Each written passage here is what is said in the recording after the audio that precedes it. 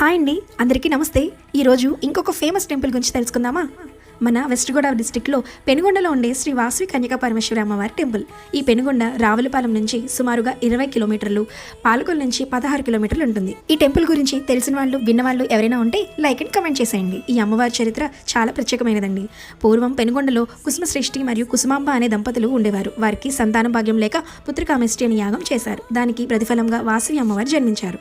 ఆమె చాలా అందంగా ఉండేది. అంత వయసు వచ్చేసరికి విష్ణువర్ధనుడు అనే రాజు ఆమెను పెళ్లి చేసుకోవాలి అని అనుకున్నాడు. కానీ అమ్మవారి జీవితం ఆ పరమేశ్వరుడికి అంకితం. ఈ విషయం ఆ రాజుగా చెప్పినా వినకుండా ఆమెను దక్కించుకోవాలి అని అనుకున్నాడు. ఆమె తల్లిదండ్రులు ఆ చుట్టుపక్కల ఉన్న 714 గోత్రాల వాళ్ళకి ఈ విషయం చెప్పి వాళ్ళ అభిప్రాయాలను అడిగారు. అందులో 102 గోత్రాల వాళ్ళు వాసవి అమ్మవారి అభిప్రాయాన్ని గౌరవించారు. మిగిలిన 612 గోత్రాల వారు ఆ రాజుకి భయపడ్డారు. అమ్మవారు రక్తపాతాన్ని నివారించడానికి, అలాగే స్త్రీ యొక్క గౌరవాన్ని నిలబెట్టడానికి అగ్నిదేవుడికి తనని తాను అర్పించుకోవాలని నిర్ణయించుకుని హోమగుండంలో దూకేసింది.